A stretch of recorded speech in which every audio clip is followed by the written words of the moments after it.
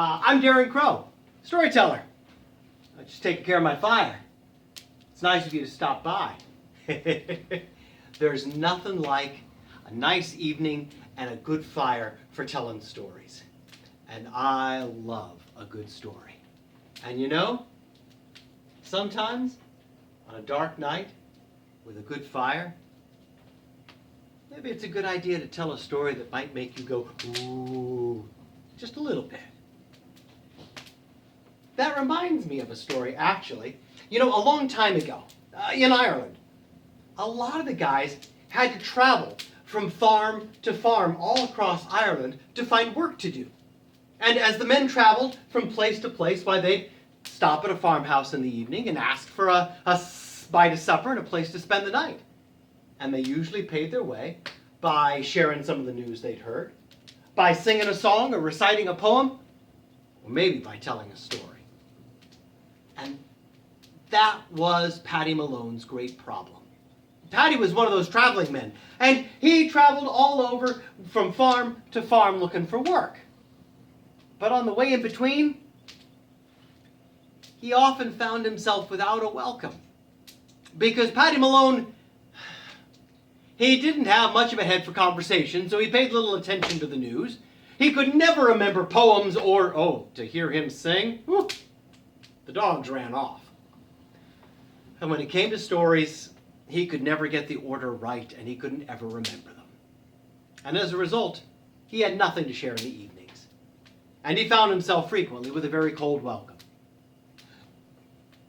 One afternoon, Paddy had been walking for several days. He'd already spent the night outside under the stars for 3 or 4 nights. He was tired, he was hungry, and to make matters worse, it started to rain. Just as he was giving up hope, he looked up on a hill, and there he saw a house. It was a queer house, to be sure, looking like it had almost come straight up out of the ground, but it was a house. There was light in the windows. He headed up and he knocked on the door. The door was answered by a very tall man, who looked down at Paddy Malone with dark black eyes and said, "Aye, what can we do for you then?" Well, it's a bit of supper and maybe a place to sleep for the night that I was after." "Well, then come in and warm yourself, Paddy Malone." Paddy was so nervous about all of this strangeness that he didn't even remark on the fact that the man knew his name. But he sat down to a good supper. There was ham, and there was potatoes, and there was soda bread. There was a little bit of whiskey at the end to wash it all down. And as they pulled back from the table, the big man looked down at Paddy and said, "So, Paddy Malone, what is the news from the rest of the world?"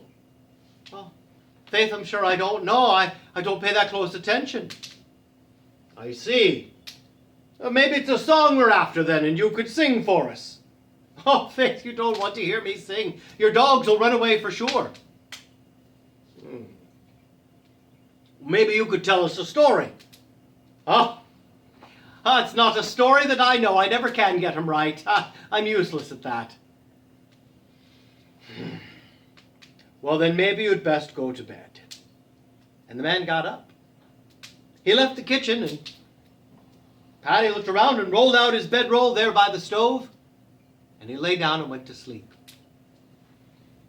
He didn't know how long he'd been asleep when suddenly he sat bolt upright because the door of the house flew open with a tremendous crash, and in stalked 3 of the biggest men he had ever seen, dressed from head to toe, all in black, with heavy black eyebrows and big black beards. And they looked straight at Paddy and they said, "Who will help us to carry the coffin?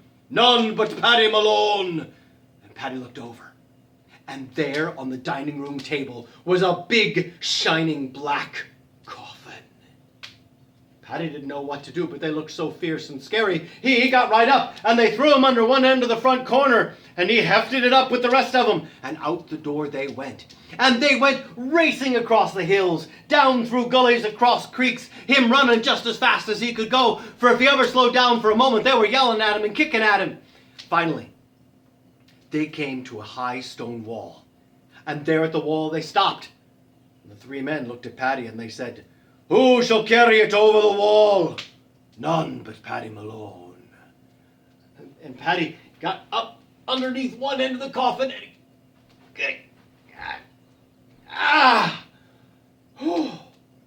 and then he heard it hit on the other side with a thud. As it hit the ground, the three men went clambering over the wall, and they reached down an arm and grabbed Paddy and dragged him over as well. And as Paddy looked around, sure, it was in a great big cemetery there were. And just as soon as he figured out where he was, why, the three men, they shoved a shovel at him and said, "Who shall dig us a grave now? None but Paddy Malone." Well, there was no saying no to them, and so Paddy began to dig, and he dug, and he dug, and his hands were sore from the blisters, and he was winded, but any time he tried to slow down, why, they were yelling at him and kicking at him, so he kept going. So finally, he had the hole dug. And they took the shovel. They threw a crowbar at him and said, "Who will open the coffin for us? None but Paddy Malone." And Paddy took that crowbar and he pried up one end of the lid. Gah! Went to the other end. He moved around to the other side. And the last corner. With a shaking hand, he pulled back the lid. It was empty. And it had been as heavy as if there were 12 men in it. And the three men looked at him and said, "Who will go in the coffin then? None but Paddy Malone." And Paddy Malone did not wait around to find out if he would fit. He was off in a shot over that wall and running as fast as he could go across the hills, pell-mell, helter-skelter, until he came back to the farmhouse. He ran inside, he slammed and bolted the door, he threw himself on the floor and was asleep in a moment. He woke up in the morning to the smell of bacon and eggs. As he sat up and rubbed his eyes, he looked down at his clothes. When he lay down the night before, they were covered in mud and ripped and torn from the adventure of the night. And now they were the same clothes he'd been wearing, clean and unfull of holes. At that moment, the man in the house said, "So, Paddy Malone, come and beat your breakfast. How was your night? Did you sleep well?" "Faith, I did not. I had the most frightening, terrifying experience of my life." And he told the man all about it.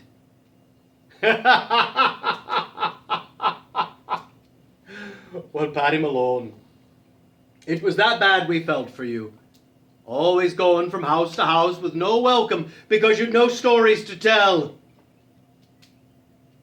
Now you've a story to tell. And Paddy Malone jumped up from his chair. He ran out the door of that farmhouse and down the hill. And when he was at the bottom of the hill, he turned to look back. And there was no house there at all. Just a flock of sheep grazing on the hill. And that is the tale of the man who had no story.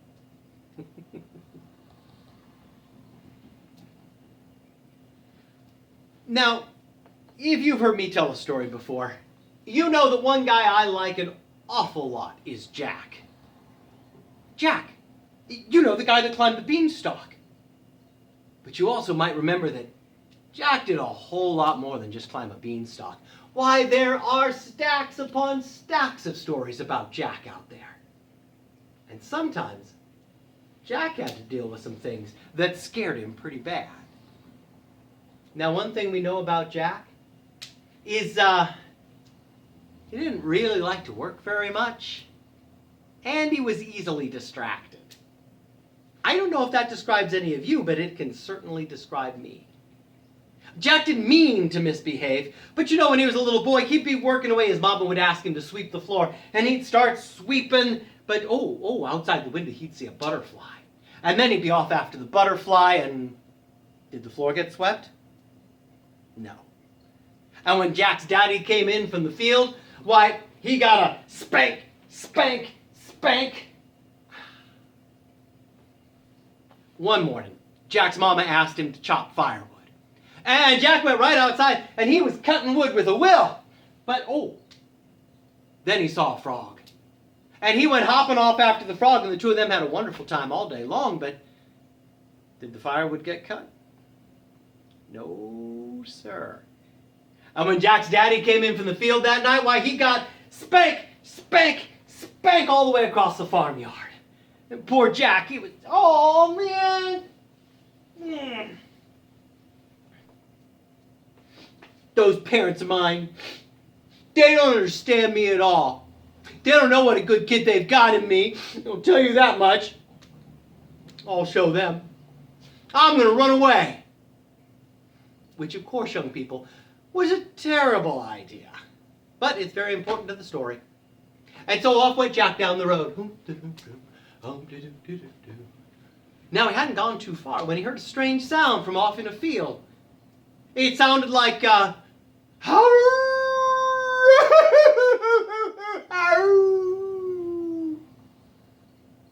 and sure enough, there in the field was a big old hound dog with long floppy ears, and he had his head thrown back, and he was baying and crying. And Jack came up and he said, hey, hound dog, what's the matter, buddy? And the dog, he says, oh, well, you see, I'm getting old. Yes, sir, I am. And I don't hunt very well no more. No, sir. And so I am afraid the farmer is going to get rid of me. Dog, that is terrible. Do you know, I'm running away because nobody appreciates me. Why don't you come along? So off down the road went Jack and the dog. Now the two of them hadn't gone very far when from over here in a field they heard a very strange sound. It was kind of a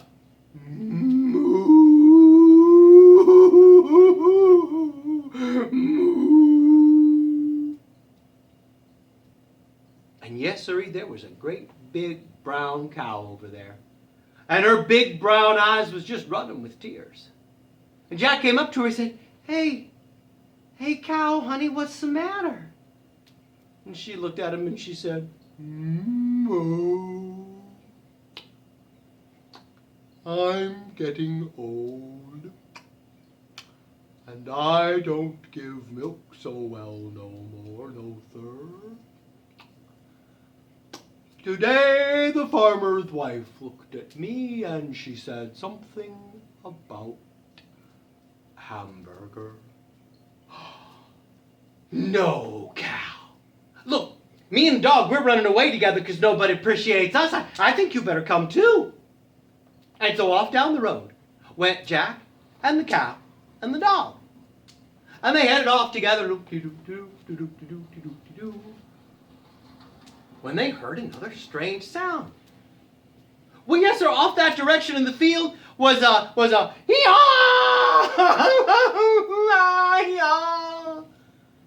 because there was a great big shaggy gray donkey with his ears flopped down and his head laid back, just braying and crying.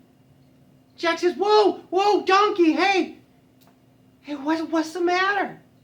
And the donkey says, well, I'm getting old, and I don't plow the fields so well no more, no.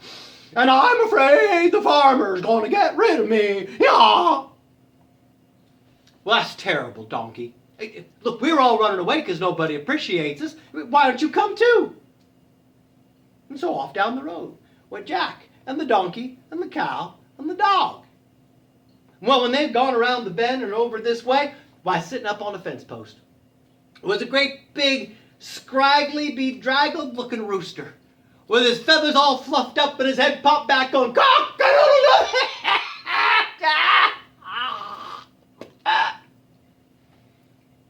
Rooster, my word, what on earth is wrong with you?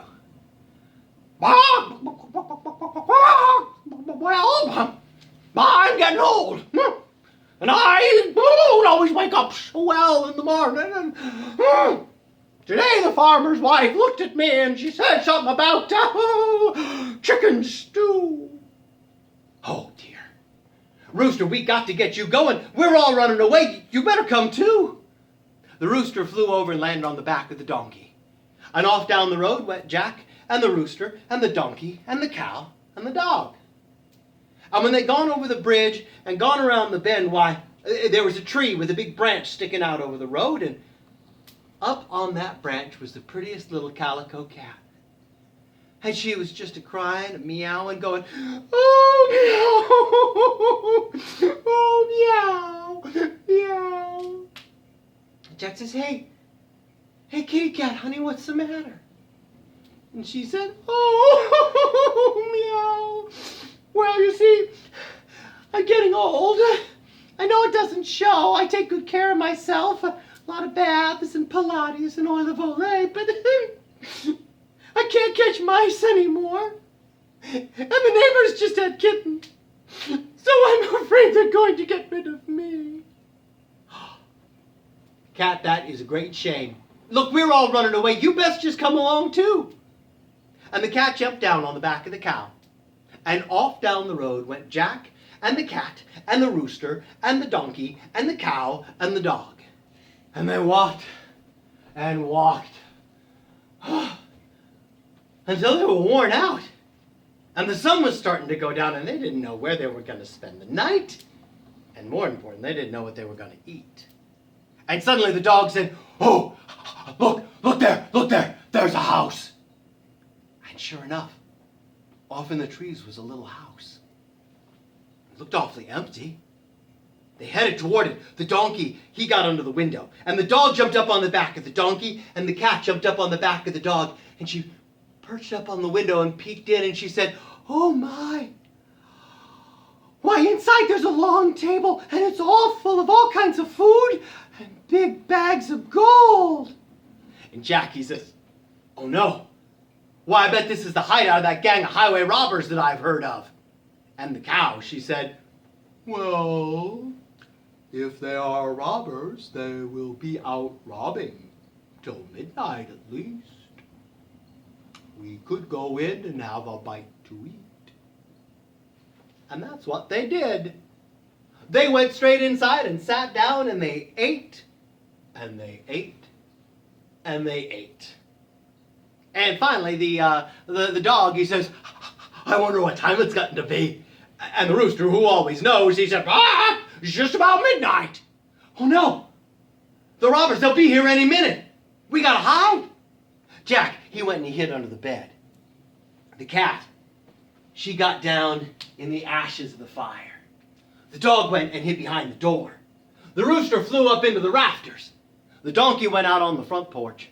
And the cow thought it'd be best if she was way out in the grass where she could eat some of the grass too. And no sooner were they hidden than down the road come the robbers. And there's the meanest, orneriest, ugliest looking bunch you ever did see. And they stopped outside the house and the leader says, Frank, it's your turn to go up and check the place out and make sure it's safe. And so Frank went up to the house.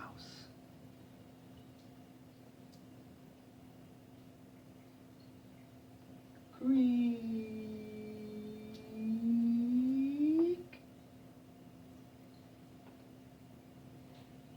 It was very dark. He got a candle and he reached down to light it at the glowing coals of the fire. But it wasn't glowing coals. It was the cat's bright eyes. And she went, meow! And the man said, ah! And the dog jumped out from behind the door and went, ah, and bit him on the leg. And the rooster started going, cock-a-doodle-doo! And the man stumbled out on the porch. And the donkey, he gave him a kick that sent him flying through the air. And he landed right on top of the cow's horns. And she went, whoop, and threw him over the fence. He went racing down the road yelling, help, help, we gotta get away. When he came to the robbers, they said, what's going on, Frank? What's going on? Oh, the whole place has been taken over by some kind of monsters. Oh, something tried to claw me to death, and something grabbed me by the leg, and one of them was up on the roof yelling, chuck him up here, chuck him up here. And out on the porch, they walloped me with a club, and then they threw me over the fence with a pitchfork. We gotta get out of here. And the robbers ran away as fast as they could go. And nobody ever saw them in those parts again. And Jack, he took the gold and he went home to his family. And the animals, why, they lived on in that house very happily for the rest of their days. And that is the story of Jack and the robbers.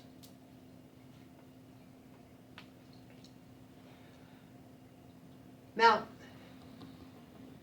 any of you like to go on trips? Do you like to stay in hotels? I love hotels. I just think they're awesome. I love the beds and the pools and the waffles. But you know, hotels haven't always been nice, big, fancy places like that. You know, a long time ago, they were inns.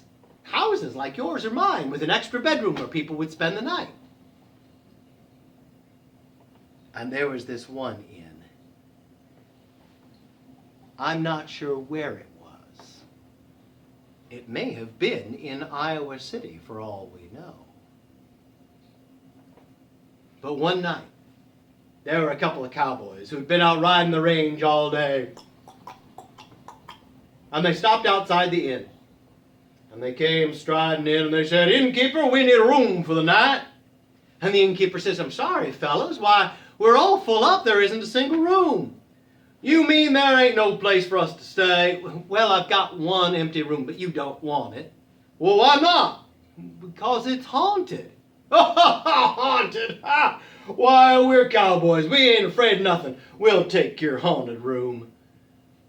And they got up there, and they got to bed. And no sooner did they have the lights out, but they started to hear it. A quiet voice from the corner that got louder and louder saying, "I'm the ghost with one black eye. I'm the ghost with one black eye." And the men got more and more scared until finally they leaped up out of bed. They raced out of that place and they jumped right on their horses and they did not turn around to look back. And that room stayed empty for many years afterwards. Until one day there was a traveling salesman. It was about 1916, and he was putting along in his Model T Ford going, and he pulled up out front of that inn as the sun was setting. And he went up to the innkeeper and he said, "Howdy there, innkeeper. I'm George Friedrichs. I'm a traveling salesman. I'd like a room for the night." "Oh, I'm sorry, Mr. Friedrichs. We're full up. We ain't got no rooms." "Why, that's ridiculous. Surely you've got a place for a good fellow like me." "Well, there's one room, but nobody ever stays there." "Heavens, why not?" "'Cause it's haunted." "Haunted? Why, I don't believe it. I'm such a good salesman, I could sell toothpaste to a ghost. Now take me to that room." So he did. But no sooner did that salesman have his pajamas on and the covers pulled up, but he heard the voice coming from over in a corner, low and quiet, but getting louder and louder, saying, "I'm the ghost with one black eye. I'm the ghost with one black eye." And he was up out of bed. He grabbed his sample case and his suitcase, and with his pajamas on, he jumped back into that Model T Ford going as fast out of town as he could go. And boy, howdy, that room stayed empty for years and years and years. Finally, about 1965, there was a family. They were on a cross-country vacation. They'd already stayed with 13 distant cousins and several aunts and uncles. They were all 6 of them piled tight in their Vista Cruiser station wagon. It was sunset. Everybody was tired and cranky, and Mama, she was saying, "Honey, just pull over somewhere, please." There was the inn. They all of them piled out of the car and they headed into the front desk and they said, please, sir, have you got a room?" "No, I'm sorry, we haven't got any space at all. We're full up." But look at all these children. We're all tired, we're all cranky. Please, we'll sleep anywhere." "Well, we've got one room." "We'll take it, but it's haunted." "We don't care, we're tired." And they headed up. They got all their jammies on. They got all their teeth brushed. They got all the children laid out on the floor. Mom and Daddy crawled into bed. They pulled up the covers. They clicked out the light. And the sound began. From over in a corner, low and quiet, came the voice. "I'm the ghost with one black eye. I'm the ghost with one black eye." And little Susie, who was 6 years old, piped up from her sleeping bag, "Well, if you don't shut up, it'll be 2 black eyes." The end. Sorry, it's kind of a silly story. but I like it an awful lot. Now, I wonder if any of you have ever moved before. You know, to a different house. Yeah, it's kind of strange, isn't it? It's fun, it's exciting, getting used to a new place. Well, one time, there's two little boys. They were about maybe 8 and 10 years old, and they were moving to a new house. Now it was not a brand new house, but it was new to them. In fact, it was a very, very old house. One of those houses that looked like it could be in an episode of Scooby-Doo, with all the towers and turrets and balconies and a continuous thunderstorm going around the top. Now the two boys, their bedroom was way, way up in the top tower. And they were so excited, they was putting away their clothes, and they opened up one of the big closets. And taped to the door of the closet was a note. The note said, "Beware! Do not go through the secret door in the closet. And whatever you do, don't touch the purple fuzzball." Did they listen? No, they were 8 and 10-year-old boys, and there was a secret passage. They found the secret passage. It opened up on stairs. And they went down, down, down, down, deeper and deeper, until finally they stopped at a big, heavy wooden door. Tacked to the door was a note. The note said, "Fools! What have you done? Why have you come down the stairs? Do not go through this door, and whatever you do, don't touch the purple fuzzball." Did they listen? No, of course not. They were 8 and 10-year-old boys. They turned the knob and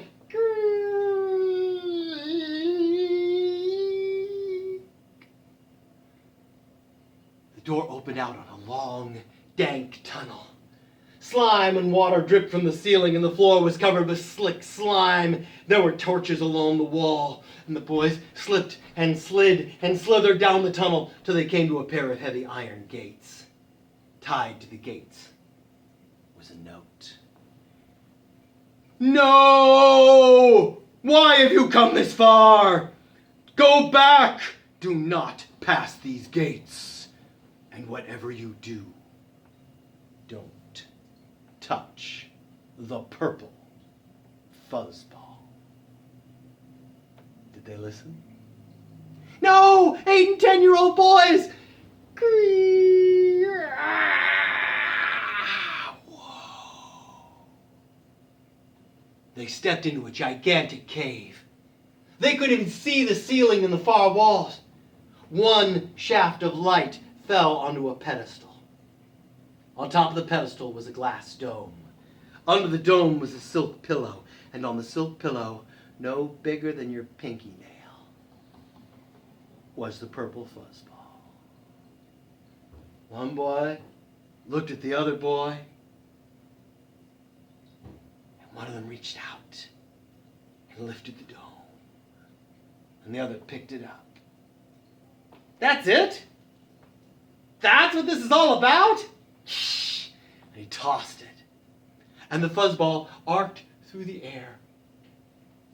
And as it hit the ground, suddenly the cavern went boom, boom, boom, boom, and the fuzzball went, and it was suddenly 6 inches across, and it was rolling straight toward the boys. The boys turned around with a yelp, and they went running out through the gates. They pulled the big gates shut, and they went slipping and sliding down the slimy passage, and they could hear bang, bang, crash, and they knew it was through the gates. They had just gotten to the big door, and they pulled the heavy wooden door shut, and they went racing up and up and up the stairs, and they could hear boom, boom, crunch, and they knew it was through the door. They had come out of their closet, and they shut the closet doors. They went running down through the house and out the front door. No sooner were they out the front door than behind them the front wall of the house exploded as an 8-foot-tall fuzzball came bursting down the front steps. The boys were running along the street as fast as they could go. Behind them was a fuzzball that was 10 feet tall, 12 feet tall, 14 feet tall. It reached out to one of the boys, it grabbed him, and it said, "Tag, you're it." Yep. The stories we learn in 3rd grade are some of the best stories, and they stay with us. Well, my friends, there are a few stories that if you go out to a campfire this summer, you can tell to somebody. They're all pretty easy stories to tell. And I bet you could do them too. Because you don't have to tell them exactly like I did. You can add your own bits to them and make them your stories. Now, if you get the chance to spend time with family this summer, if you're lucky enough to see Grandma and Grandpa or talk to them on the phone, make sure and ask them to tell you stories about the strange things that your moms and dads did when they were growing up. Ask them what life was like way back in the olden days. And make sure that you read and listen to and tell plenty of stories. Thanks very much for spending some time with me tonight.